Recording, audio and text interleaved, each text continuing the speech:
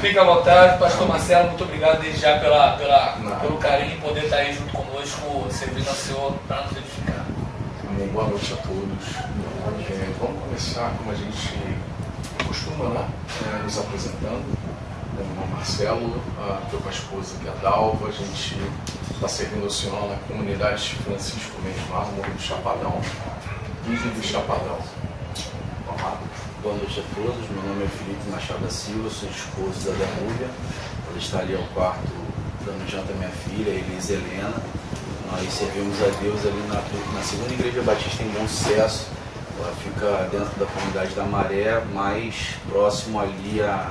não sei quem conhece ali, a Ed Ouro. Fica bem ali próximo à Avenida Brasil, mas está dentro de um foco que é a comunidade. E hoje nós temos enfrentado a batalha ali, que é um baile que acontece todas as sextas-feiras, a partir de meia-noite na porta da igreja. Então, temos ali batalhado, ali, lutado naquele lugar também. Meu nome é Matheus, sou da Igreja Batista de Daniel. Sou Henrique, sou esposo da Sara, que foi ali da Laporte. Somos aqui os anfitriões dessa casa, né? Do céu, ou dom, né? O Senhor é o Senhor dela e tudo mais. Amém.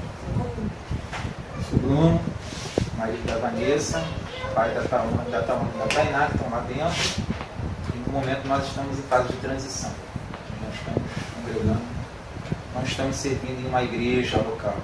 No momento. Vai jogar agora? Vai jogar logo um anzol ou o que é?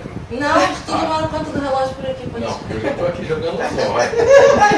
Você já me apresentou, Não, sim. Meu nome é Juliana, sou esposa do Renan, a gente congrega na Congregacional em Campo Grande, Jardim Luz. É cinegrafista do... Exatamente. Renan, marido da Juliana, Congregacional de Campo Grande. Amém. Todos apresentados, vamos orar agradecendo a Deus por essa grande oportunidade de estar aqui hoje no Henrique, na sala, e toda a oportunidade que Deus nos dá para estar juntos é um momento muito especial, né? Bruno, ora o Senhor aí, por favor. Amém. Pai, nós te agradecemos por estar aqui nesse lugar, na casa dos seus filhos, juntamente com os nossos irmãos e irmãs. Queremos te agradecer por tudo que o Senhor é na nossa vida, por tudo que o Senhor tem feito e queremos por tudo que ainda farás. Nós queremos entregar em tuas mãos tudo que vai ser realizado aqui nesse lugar, a palavra que vai ser ministrada através do teu filho, pastor Marcelo. Use o teu filho poderosamente com unção, com graça, com verdade, com ousadia, com intrepidez. Que a tua palavra que nos for ministrada, ela produza em nós um fruto, ó Deus, abençoado, Deus, para abençoar também a outros. Em nome de Jesus. Que teu Espírito Santo conduza tudo aqui nesse lugar. Que os teus anjos sejam acampados ao redor deste lugar, guardando a entrada e a saída. Em nome de Jesus e ministrando juntamente conosco, Senhor. Em nome de Jesus nós te louvamos e te agradecemos. Amém. Amém. Bom, queria dizer que é um prazer estar aqui, né? E uma responsabilidade muito grande estar aqui com os irmãos para compartilhar uma reflexão, alguma coisa que seja edificadora para nós. A responsabilidade muito grande porque na vez passada de osmose, o véu, né, foi tirado e a gente viu coisas assim, graças a Deus, pela vida do Henrique, que nos trouxe uma revelação fantástica no último estudo, algo surpreendente, e que uma palavra, muita coisa ficou no meu coração, mas uma palavra ficou como que constantemente voltando à minha mente e que me fez pensar no que a gente vai tentar aqui juntos construir como reflexão hoje, que é a palavra necessária. Né?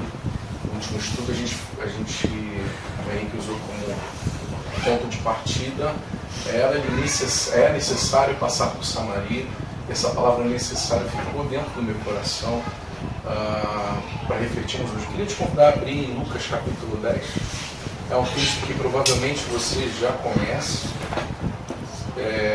provavelmente você já pregou sobre ele, ou já ouviu muitas pregações, e ele tem várias nuances assim, possíveis da gente poder trabalhar nelas, mas eu queria me ater nessa questão do necessário.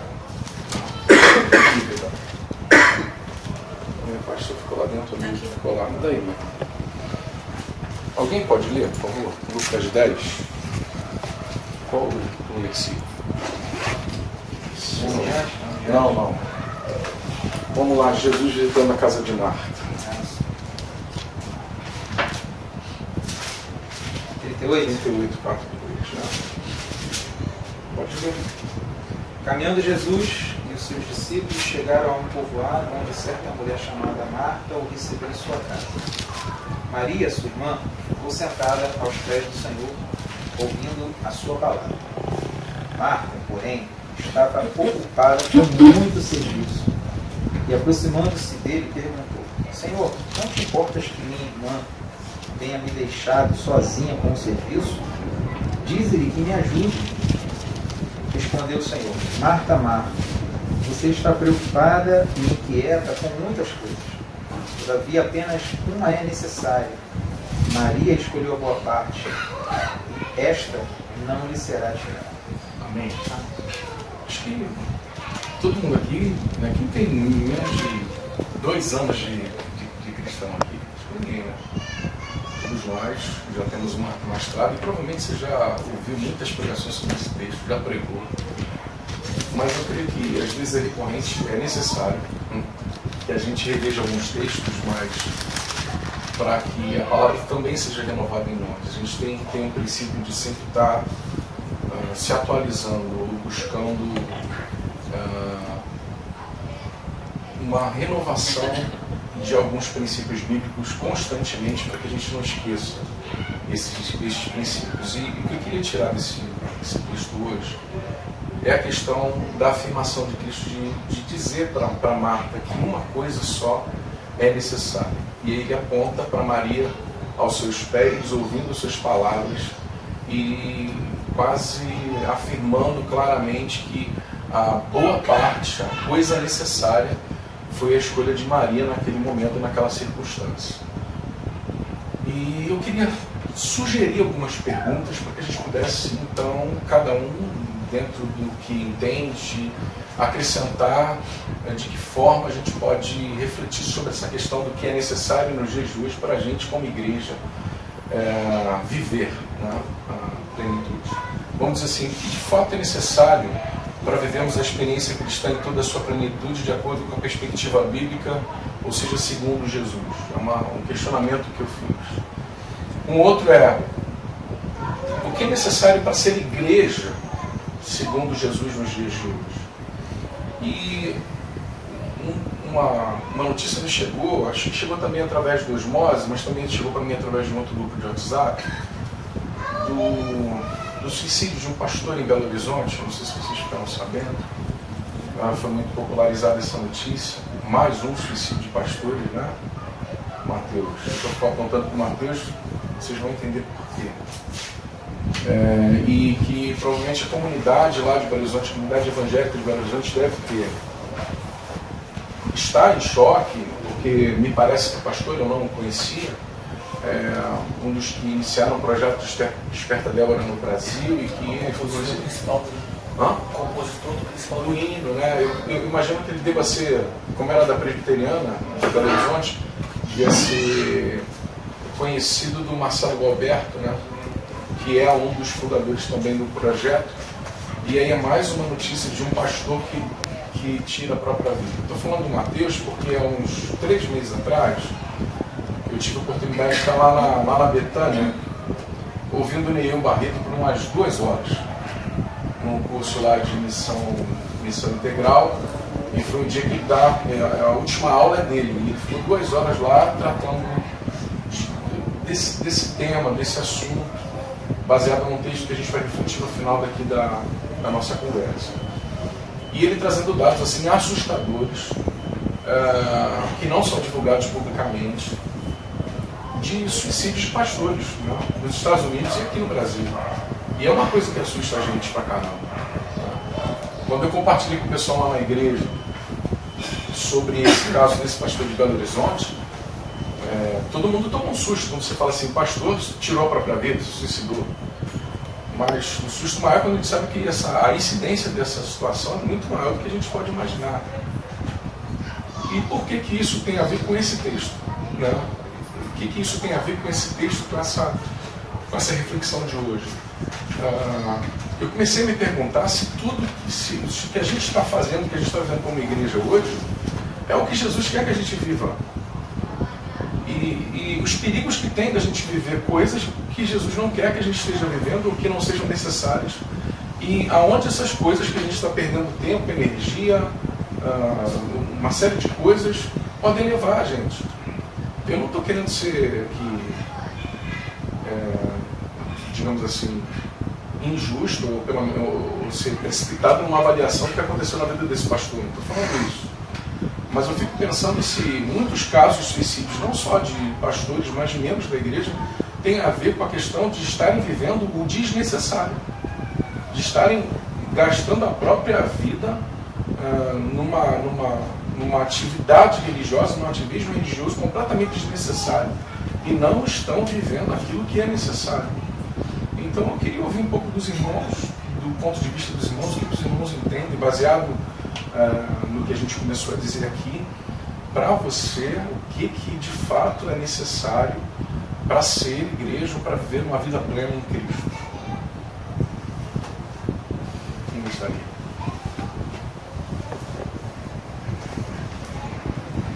A gente teve aí, cara, uma situação também, não é só essa, mas aquela também daquela pastora, né, aquele marido dela que se tornou público, né? Qual é o nome dela? Bianca Toledo, né? Também teve repercussão grande, né, no cenário brasileiro, quem sabe até mundial. Assim, a gente não tem como você falou, a gente não tem como julgar, né?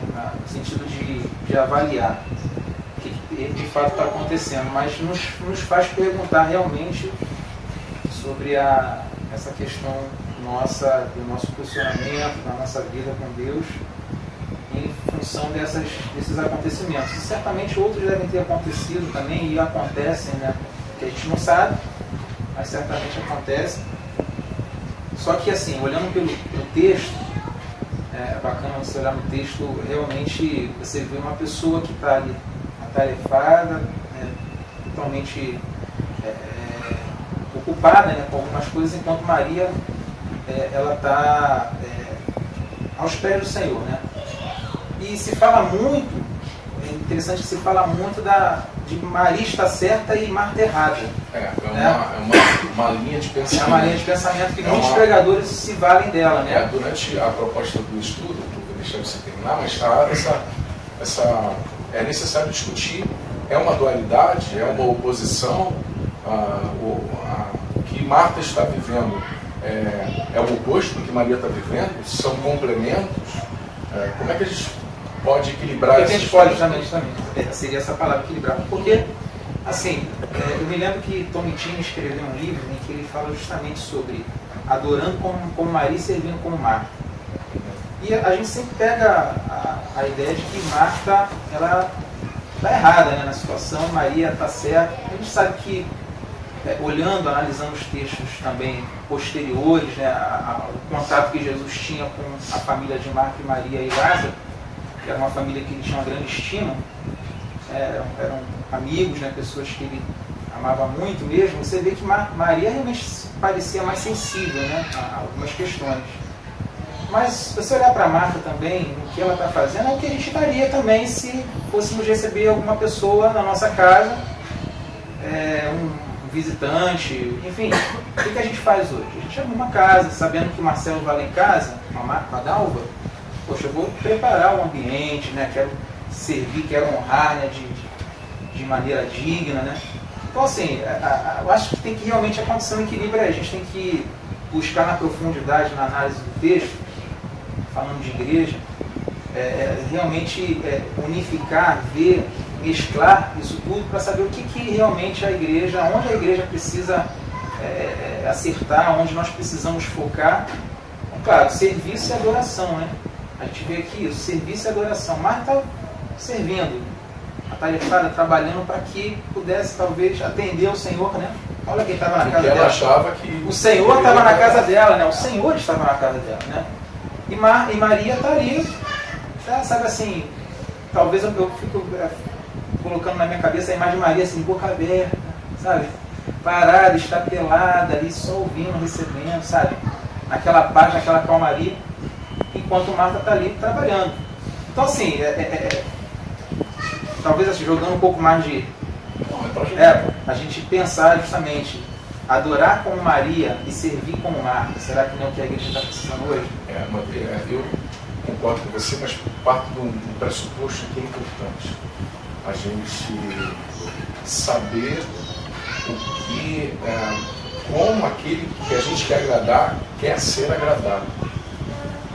É discernir o momento, já quero dizer, né? Discernir o momento. O momento, Porque aquele momento ali era esse, era para adorar. Mas Mas eu tenho uma seguinte concepção. Por exemplo, Bruno, né? Uma coisa simples, né? É aniversário do Bruno. E eu quero surpreender o Bruno com um presente. O que eu vou querer, o que eu tenho que fazer? O que eu preciso fazer? Saber o que Saber o que o Bruno está precisando, ou o que o agrada. Então eu vou até a Vanessa, ligo para a Vanessa e Vanessa, me diz aí o que o Bruno gosta pra caramba. E ela vai me dar planta que você gosta, e eu vou de repente atingir um objetivo, você vai ser surpreendido, caramba, eu estava precisando disso, eu queria isso. Será que não falta um pouco da gente se debruçar em perguntar de fato para Jesus o que Ele quer de nós hoje? Ou o que Ele está querendo? Porque às vezes a gente monta um banquete enorme. Uma vez eu tenho um pregador falando, ele acredita que quando Jesus diz assim, uma coisa só é necessária, ele abordando o aspecto da possibilidade de Marta estar fazendo um monte de comida, e ele, não, Marta, era só uma coisa só necessária. Uma abordagem completamente esdrúxula. Mas o que eu estou querendo dizer é que, de fato, a gente precisa partir do princípio de perguntar para Jesus, Senhor, de tudo isso que eu estou preparando, esse banquete todo, mas será que é isso mesmo que o Senhor quer? Ou o Senhor quer um cachorro quente? A gente precisa começar refletindo sobre, de fato, como Jesus quer ser agradável. E aí, eu reitero a pergunta, na sua opinião, como é que alguém pode, o que de fato, que única coisa é essa? Eu sei que o texto ele pode ser circunstancial, e de repente, naquele momento, o que Jesus apontou para Maria, olha, o que eu queria agora era isso aqui. O que eu esperava de você, Marta, agora era isso, não era isso que você está fazendo agora. É circunstancial, mas será que não tem um princípio estabelecido aí? No sentido de que o que Deus quer de nós para que nós tenhamos a capacidade de aproveitar melhor os momentos com Cristo. Né? O que é a boa parte que não será tirada? Na sua opinião, o que é essa boa parte? O Bruno estava falando, você estava falando, estava pensando também em algumas considerações, porque na concepção adequada do texto, realmente a Marta, ela fazia a coisa certa no sentido de ser Jesus aqui. Eu acho que todos nós pararemos para tentar fazer alguma coisa para agradá-lo de certa forma. Mas Marta fazia a coisa certa, mas na hora errada. Tem um texto muito interessante que é Eclesiastes 8:5, que diz que o coração do sábio discernirá o tempo e o modo, porque para todo propósito existe um tempo e um modo.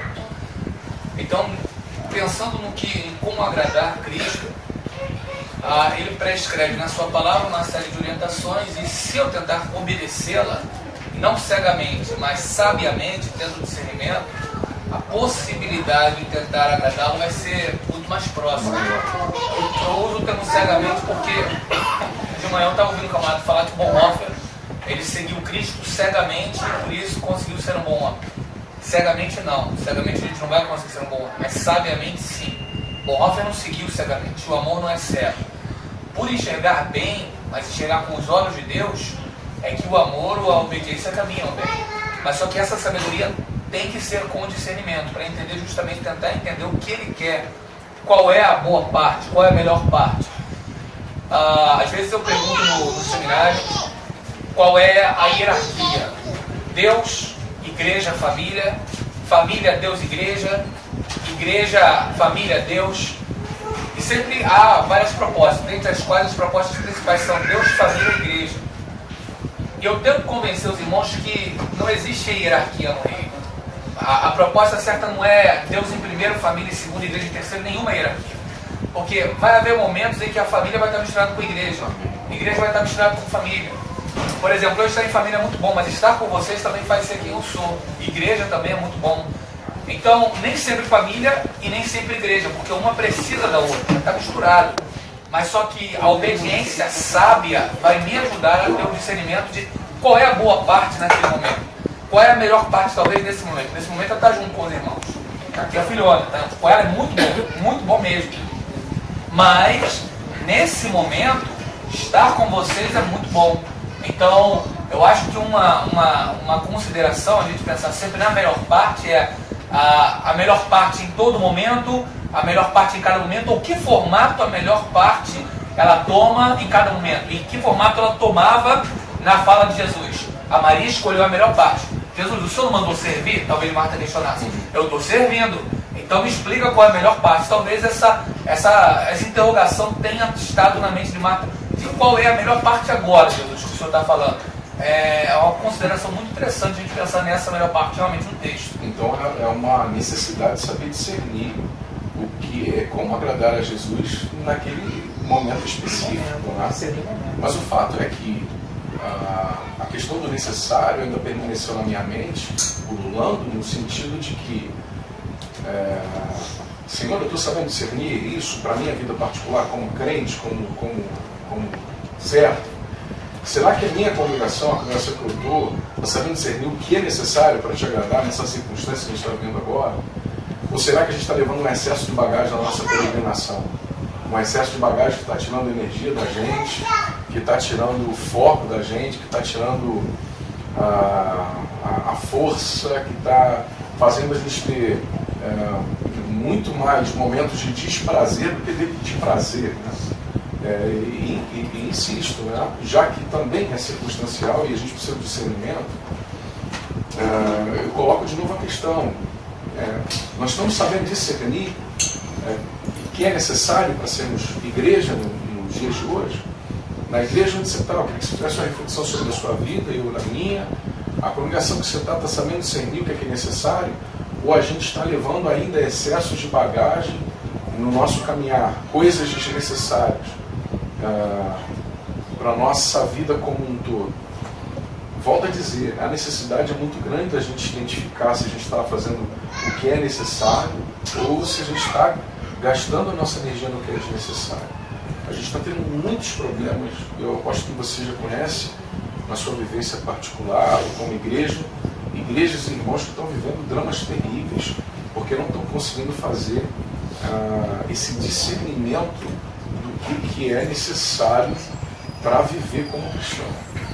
Então, o Matheus está doido para falar, coçando a língua fala. Estou pensando enquanto fala, estou pensando, mas é interessante. Qual foi as suas duas perguntas que lançou para nós? Bom, a primeira é a seguinte, né? Vamos lá. O que de fato é necessário para a gente, para vivermos a experiência cristã em toda a sua plenitude, de acordo com a perspectiva bíblica, ou seja, a perspectiva de Jesus. E a segunda seria, o que é necessário para a gente ser igreja segundo o que Jesus deseja que a gente seja? Então, quando você fez essas duas perguntas para nós, eu estava pensando sobre Romanos 12. Aliás, conversamos sobre isso recentemente na nossa seminário. Mas antes de falar Romanos 12, eu lembrei aqui, eu estou lendo um texto, e eu já até, como você falou, ouvi palavras sobre essa passagem e até preguei sobre ela. Mas agora eu falei sobre equilíbrio também. Mas enquanto eu estava pensando aqui e refletindo, eu não vejo nenhuma diferença hoje de nós, enquanto igreja e indivíduo, da Marta. Porque no versículo Mas isso 41... é positivo ou negativo, do seu ponto de vista? Negativo. Mas por que eu vou falar negativo? No versículo 41 ele fala assim: respondeu-lhe o Senhor, Marta, Marta, estás ansiosa e perturbada com muitas coisas. Hoje nós andamos ansiosos o tempo inteiro. Andamos perturbados por muitas coisas. Preocupado com o quê? Com o dia de amanhã, com a nossa faculdade, com a nossa profissão, com a nossa família, com a nossa saúde, com o futuro dos nossos filhos. Enquanto Jesus está falando, viva apenas hoje. O que Jesus está aqui falando no Lucas 10 foi aquilo que ele falou no Sermão do Monte, Mateus 5, 6 e 7. Então, eu olhando para Marta, eu vejo assim, Marta, eu me compadeço de você porque eu posso estar com você. E ao mesmo tempo, às vezes, a gente age como Maria, como o pastor Henrique falou. Claro que ficaríamos preocupados como anfitrião da casa, eu acredito que Marta era mais velha. É provável. Mais velha. Então, Maria, digamos, seria aquela pessoa, talvez adolescente, e não se importasse tanto com a questão de adornar a casa para recepcionar o convidado.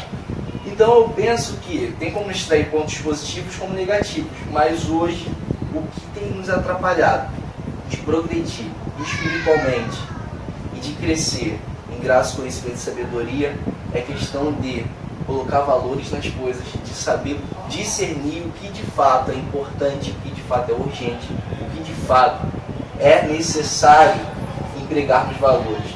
E sabemos que primeiramente, como o pastor Henrique falou, essas coisas se entrelaçam com a questão da igreja, da família. Mas eu venho ressaltar até uma frase do pastor Neil, eu acho muito interessante. A coisa principal é fazer a coisa principal, a coisa principal. A coisa principal é Jesus. Quando a gente coloca Jesus no lugar principal, tudo ao redor ganha por tudo ao redor, nada descarrilha, tudo ao redor está no seu lugar. Então pensa dessa forma. Falando sobre Romanos 12, o que tem levado a igreja a não viver na sua plenitude hoje, eu penso comigo, é que nós estamos nos conformando segundo o curso desse mundo. Paulo fala, não vos conformeis, não toma a forma desse curso, desse mundo. Aí estamos falando que no grego é o aion, né? Ou seja, a era, este século presente, o status quo, como o pastor Henrique falou, não o cosmo, diferente. E nós temos tomado. Estamos tomando o curso desse mundo, como pessoas e como igreja, instituição, local. E eu acredito que Paulo falou assim, quer desfrutar da vontade de Deus, boa, perfeita e agradável? Transforme pela renovação da vossa mente. Deixa eu colocar uma pergunta que me veio à mente agora. O que seria necessário hoje para ser igreja, na sua opinião? Biblicamente falando, né? Isso não tem que ser pautado, né? Obviamente, na Bíblia. Mas, de acordo com o teu entendimento, o que é necessário para ser igreja? Eu acho que agirmos como um corpo. A igreja é um corpo, é o corpo de Cristo. E o corpo, cada parte do corpo tem uma função específica. Eu acho que o que aconteceu aqui, que eu acredito que Jesus aqui deu uma chamadinha de Marta, não é só porque Marta estava soberbada fazendo alguma coisa, mas porque Marta, além de estar fazendo, que eu acredito que ela estava ali suprindo uma necessidade do momento, ela questiona Maria. Ou seja, ela estava fazendo uma função, ela estava exercendo uma função e ela queria que a irmã deixasse a função dela para fazer a mesma função que ela estava fazendo. Então eu acredito que naquele momento ali houve realmente um conflito. Isso não. Existem várias, vamos dizer, existem várias partes, né, como Jesus falou. Marta escolheu, Maria escolheu a melhor parte. Mas não quer dizer que a parte que Marta estava fazendo era uma parte ruim. Então eu acredito que para sermos a igreja hoje, vivermos a plenitude de Cristo hoje, é nós realmente sermos um corpo e agirmos como um corpo. Cada um exercendo a sua função, segundo aquilo que Deus estabeleceu. Segundo aquilo que quem é o cabeça estabeleceu. E quem Jesus estabeleceu. E como nós vamos adquirir isso? Tendo intimidade com Cristo. Tendo intimidade com Deus e entendendo qual é o nosso lugar dentro do corpo. Porque eu acredito que o conflito maior existe porque nós não sabemos onde nós devemos nos encaixar. Qual é a parte separada para nós? E aí a gente acaba realmente entrando no conflito.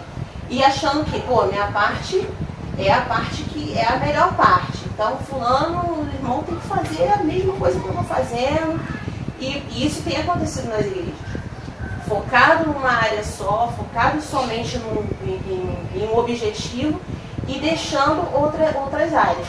Então, o corpo, ao invés de ele estar seguindo o seu curso normal, cada um exercendo a sua função, ele tem partido para só para um lado, vamos dizer, só para o lado físico. E o lado espiritual, muitas vezes, tem deixado a desejar. Porque nós queremos suprir a necessidade do mundo, nós queremos fazer aquilo que é necessário para as pessoas que estão na nossa volta, as pessoas que chegam na igreja, suprir as necessidades, e às vezes a espiritual ela fica de lado, né? E principalmente a questão que questionarmos, às vezes, o que o nosso irmão está fazendo. Questionarmos aquilo que o nosso irmão está fazendo. Poxa, será que aquilo que ele está fazendo é realmente necessário? Será que ele está realmente... Poxa, ele podia estar aqui me ajudando, essa parte da igreja está precisando mais do que aquela outra parte. Então, eu acho que para nós seguirmos realmente como igreja, é voltarmos a ser corpo. E cada um exercer a sua função de acordo com aquilo que Deus estabeleceu. Para isso, tendo realmente intimidade para saber qual é o seu lugar dentro da igreja. Em concordância com o que a Vanessa falou, eu falando bem específico da igreja local, como você colocou, eu acredito que as igrejas locais precisam voltar-se para a cruz. Eu acredito que hoje as igrejas estão se distanciando da cruz de Cristo e se aproximando do fazer e do aparecer, do parecer que sabe, e distante dessa intimidade com o Cristo, com o Espírito Santo. E eu acho que nesse caminhar de se distanciar da presença de Deus, da intimidade com Deus e da cruz de Cristo, esse enfadamento vai recaindo sobre as igrejas, que é o que o texto vai dizer lá onde o nosso irmão que citou. Você está cansada, sobrecarregada, você não escolheu a boa parte. Eu acho que ainda hoje é tempo das igrejas locais se voltarem para a cruz. Se voltarem para a cruz não querendo preencher essa cruz com aparatos, com coisas, com adicionar algumas coisas que sejam chamativas, que vão chamar a atenção. Como se não fosse suficiente. Como se não fosse suficiente saber que aquela cruz está vazia, porque o céu está cheio, porque o nosso coração pode estar também transbordando de Espírito Santo. Então eu acredito que escolher a boa parte independe da forma que a nossa casa se encontre. Porque quando você lê o texto, me parece que é Marta que convida o Senhor. Sim. E Marta convidando ao Senhor, ela se desfaz desse convite e não lhe dá atenção. O Henrique está aqui, a Sara está ali, ele convidou a mim e a minha esposa para que pudéssemos estar nesse momento aqui. Seria muito bom estar vivenciando esse momento com vocês sem o Henrique e a Sara, mas não seria a mesma coisa, porque é ele que me convidou, a casa é dele. Então eu penso, pastor Marcelo, que convidar Jesus para a minha vida e não parar para lhe dar atenção, para não ouvi-lo, para não aprender dele, eu acredito que isso é um dissabor, não só para mim, quanto também para ele. Marta parece que diz isso. Jesus parece que diz isso para Marta. Você está vivendo esse dissabor na sua vida porque você não soube escolher. Eu penso que hoje as igrejas locais precisam voltar para a cruz. Voltar as suas mensagens para a cruz. Não sei como é na sua, mas eu paro e olho para mim dentro da sua pergunta e falo assim: estou distante. Estou distante e não estou caminhando para me aproximar. Quando vejo programações, departamentalização de coisas que nos enfadam e não nos aproximam da cruz. Olha que coisa complicada, né, que a gente se depara. Eu imagino da decepção de Marta, de certa forma, quando Jesus vem e fala: olha, você está fazendo coisa pra caramba, eu entendo, é legal para que você está fazendo. Mas, cara, quem escolheu a boa parte foi o irmão. E quando a gente tem essa mesma conversa com Jesus e ele promove isso, que a gente reconheça às vezes que a gente está fazendo muita coisa que não era necessária, não estou falando que era pecado, que era ruim, mas que não era necessário, que a gente está perdendo tempo fazendo aquilo. No primeiro momento assim, caramba, eu perdi meu tempo, o que eu estava fazendo esse tempo todo? Mas, por outro lado, é uma revelação importantíssima para um redirecionamento na vida da gente. Acaba sendo uma admoestação para nós, né? No caso hoje, eu fico pensando nessa questão do necessário, pensando naquela situação do pastor que se suicidou. o necessário, eu vejo necessário como a nossa vida mesmo com Deus. E a manutenção desse necessário no nosso dia a dia, na nossa vida, na nossa caminhada cristã, ela é muito importante. Porque, de repente, a manutenção do necessário, que é essa vida com Deus, não teria levado esse pastor a chegar às vias de fato que ele chegou, que foi essa questão do suicídio. Então, é muito importante essa admoestação de Jesus, porque não tem como a gente pensar em ser igreja sem que a gente tenha vida em nós mesmos. Então, não desconsiderando o que Marta fez, é importantíssimo o que ela fez, mas no decorrer da nossa vida tem que haver essa manutenção do necessário diariamente, que é o nosso relacionamento com Deus, que é o que sustenta tudo. Quando eu levantei a questão da igreja, do que é necessário para ser igreja, porque eu passei essa experiência. Quando eu assumi o serviço como pastor na igreja que eu estou hoje, um dos questionamentos que eu fiz junto com a igreja local é: gente, o que é necessário para a gente ser igreja aqui? Estou falando de tudo, de maneira geral. Aí comecei a tirar o desnecessário, em tese. A gente pode ser igreja sem prédio? Responda, sim ou não? Sim. Uhum. A gente pode ser igreja sem aparelhagem de som? Sim. Pode ser igreja sem banda? Sim. Já foi diminuindo, hein? Já foi diminuindo. E aí a gente foi chegando numa bifurcação lógica que nos faz perguntar, então, o que é necessário para essa igreja? O que é imprescindível?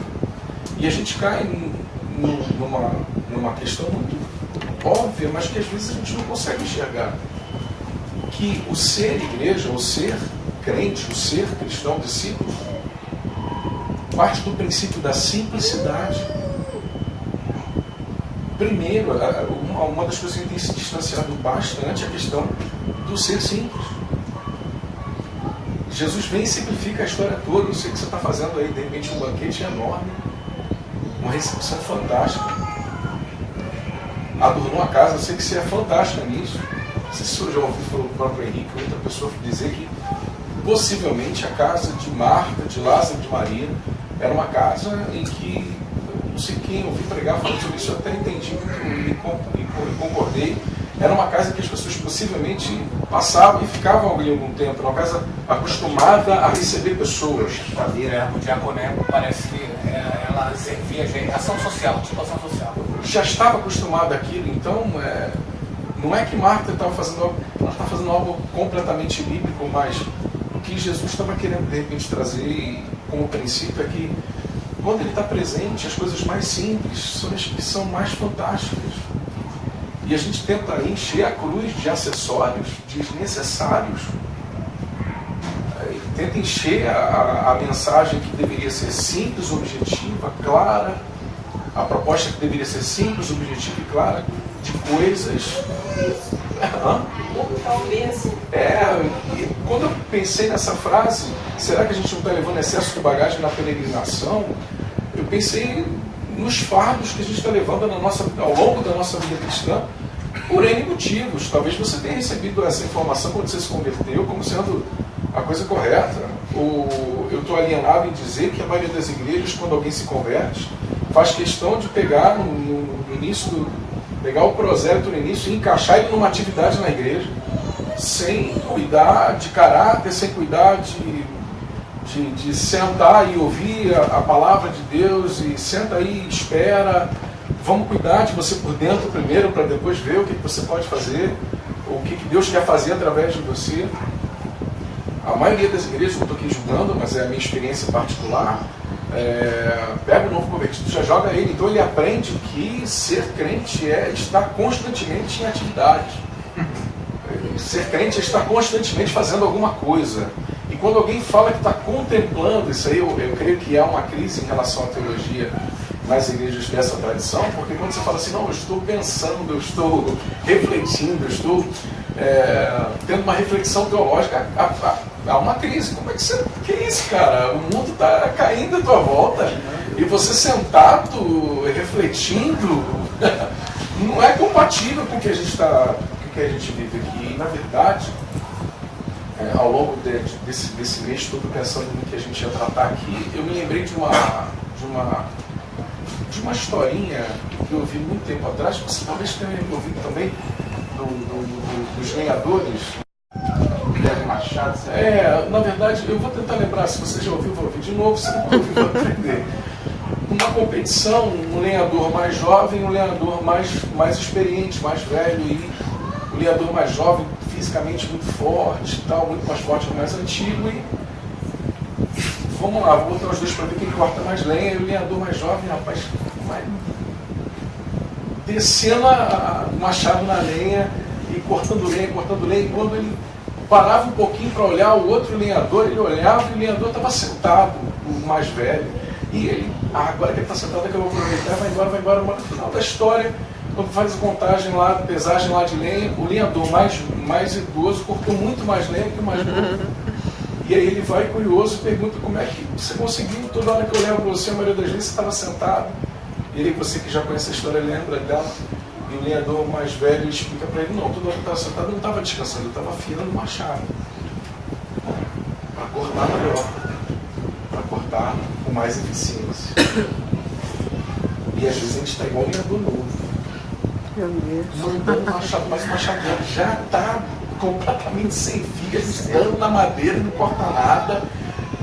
E às vezes é necessário que a gente pare para afiar o machado, e eu creio que o princípio que está aí nessa história toda é que de vez em quando, ou a gente precisa fazer isso mais vezes, parar, sentar aos pés de Jesus e só ouvir. Mesmo que você tenha toda a capacidade do mundo de transmitir alguma coisa, você e eu precisamos parar para ouvir Jesus mais constantemente, para contemplá-lo, para ter um momento de, não é nem de adoração no sentido ativo, mas uma adoração no sentido de, Senhor, eu quero ouvi-lo, eu quero adorar ouvindo a tua voz, eu quero adorar ouvindo o que o Senhor tem para me ensinar, eu quero afiar o meu machado nessa noite, nessa manhã, nesse dia, porque eu creio, e aí eu tenho que concordar com a irmã, a relação que eu faço entre esse pastor que chegou ao ponto de tirar a própria vida, e o que a gente está falando aqui é que esse ativismo louco, maluco, que se propõe para nós hoje, vai fazer com que algum dia, se a gente não der um tiro na própria cabeça, literalmente a gente está fazendo isso de outra forma. E é assustador quando a gente está na conversa lá com o Neil, e o Neil começa a falar de atendimentos que ele faz com pastores das crises, né, pastor Henrique? O pastor Henrique teve lá também caminhando um tempo com ele. Ele falando, gente, em 2014 ele fala de um caso que ele mesmo ficou chocado. Né? Foi 2014, 2015, que um pastor no Nordeste do Brasil, ele chega na igreja dele local, coloca uma corda na treliça, no teto da igreja, se enforca em cima do púlpito e deixa um bilhete pendurado no púlpito escrito: não é assim que vocês queriam que eu terminasse? É uma loucura pensar nessa realidade. E não tenho dúvida de que isso é excesso de bagagem, que a gente está dedicando tempo a coisas que não são necessárias. E ouvir os irmãos e entender que a gente está falando uma mesma linguagem me leva a entender que a gente precisa buscar viver esse princípio estabelecido por Cristo nessa conversa. Eu sei que há momentos em que o discernimento vai nos levar à atividade e Ele que vai nos levar a isso. Mas a gente precisa compreender que a gente precisa de mais momentos de boa parte, de escolher a boa parte. E vai parecer loucura aos olhos dos outros você ter que parar um momento para, literalmente, parar as suas atividades para ouvir Deus, para falar com Deus, para ter a sós com Deus. Vai ter gente à tua volta que vai falar: como é que você vai parar agora, nesse momento? Mas eu acho que a gente, como o Henrique falou, a gente precisa discernir na nossa vida particular quando Deus quer que nós façamos essas paradas estratégicas para reabastecer.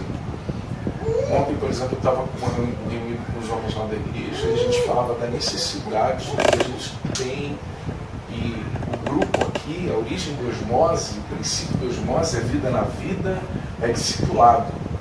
E como a gente tem falhado em nossas igrejas, eu não quero cometer um erro de comunicação aqui, não estou incluindo talvez a sua realidade, mas um número muito significativo de igrejas tem errado na questão do discipulado, levado do discipulado da igreja, tem desprezado esse aspecto do relacionamento e às vezes sentar para ouvir Jesus é sentar para ouvir um irmão que está sendo usado por Jesus para nos ensinar, ou para nos trazer um aconselhamento, ou para nos ouvir e nos tirar do momento de angústia.